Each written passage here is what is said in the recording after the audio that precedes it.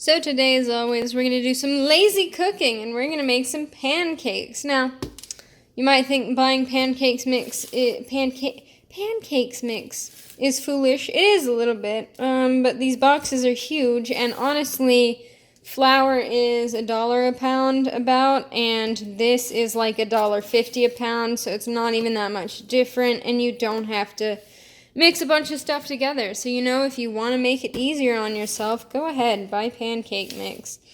I'm going to make these chocolate pancakes with chocolate chips because I'm just so decadent. And I'm going to have it with honey because I don't have any syrup. And I like honey. Support your local beekeepers. Purchase local honey. And normally I buy Guittard or what's the other one?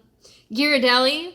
When it comes to chocolate, because Nestle still uses slave labor, but I've had this bag for a long time, so I might as well bake it into something. Mow! I'm making half the recommended amount on the back because I'm a small person. So half of 1 1/2 is 3/4, so I have 3/4 cup of water in here, and I will add 1 cup of mixture. I'm going to add like a tablespoon of cocoa powder and maybe a little more water if it messes up the consistency, a considerable amount, but I doubt it. So yeah, let's turn this on. I'm actually going to turn this on to like a medium-low. I feel like your first pancake is never the correct temperature for the pan. The key to good pancakes is the correct temperature on the pan so that they're nice and even. It's harder to tell how cooked your pancake is when you do chocolate pancakes, just because you can't see the nice even brown. So keep that in mind. I'm going to add this 1 cup to here off camera because, listen, that's not the most ideal pouring spout for this cup. I don't think I can manage it one-handed. I know you'd like to see it, but alas.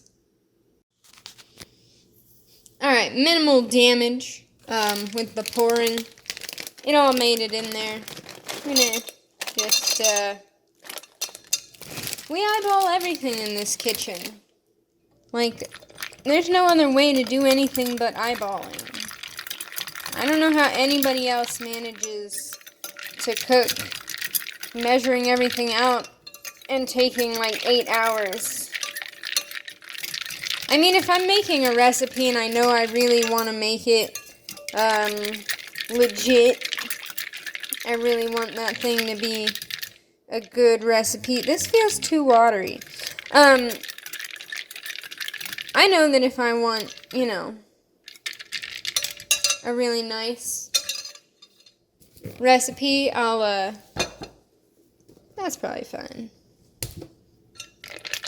I'll actually listen to the recipe. There we go. That's pancake batter. Thank you. But yeah, most of the time, like, if I cook it and it's edible, it's edible. So, we got some chocolate pancake batter here. It's not like it's dark chocolate. I didn't add that much. Well, hold on. It's, unsweetened, pure, red cocoa rouge. I don't know what the difference is. I don't know why I would buy this over another kind. I've had it for a long time. Don't ask. I might add a little more.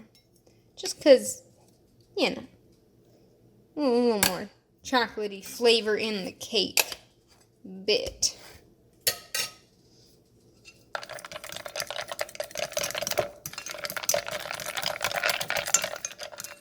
Cooking. Such a beautiful and precise art. My throat is oddly phlegmy, and I feel bad talking and recording. I should probably have something to drink. You know, you have that like little lump of phlegm in the back of your throat that you just can't overcome. Like swallowing all the time, like please God, and then you get this sound in the back of your throat. I could speak Dutch right now or German. Yeah, that's a hot pan. We're getting out, you know it, the butter. Gotta. So, I've had comments about my butter usage. It's not that bad, man. I mean, you just keep like a million sticks frozen, and you keep a couple thawed, and you're good. Butter all the time. I know, too little butter in all these, but it'll be fine. You know, we're just trying to maintain our health and well-being here, so you can't hate that much. Oh, covering the camera. You can't hate that hard on my butter amount. I'm trying to be conservative, so I like making tiny pancakes. That's a good heat pan. I like making tinier pancakes and just eating them like one at a time. Maybe I'm weird, but I like to just dip them in the, and because this is our first little tester pancake, that pan's actually not hot enough. Well, but because that's our first little tester, it can be even smaller. You can get a plate.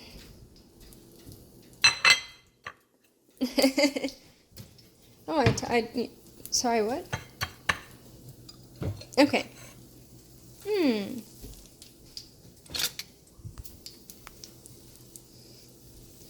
So with pancakes, you want the bubbles to pop and stay open.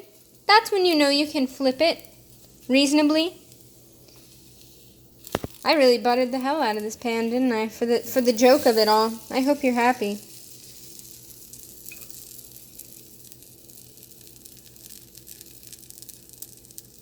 And that's one little tiny tester pancake.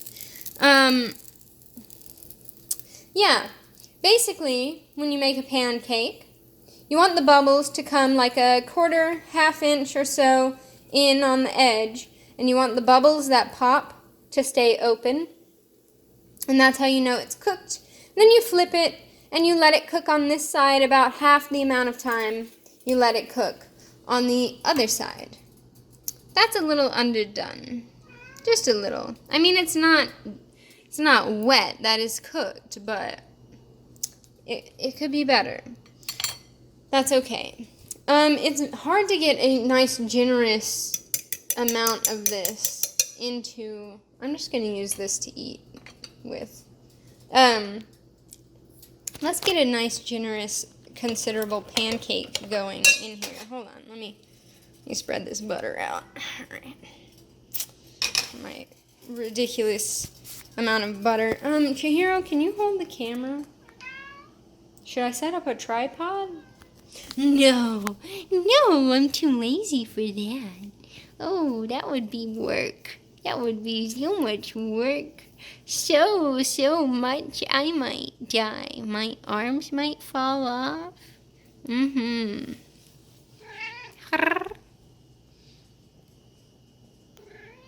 What up?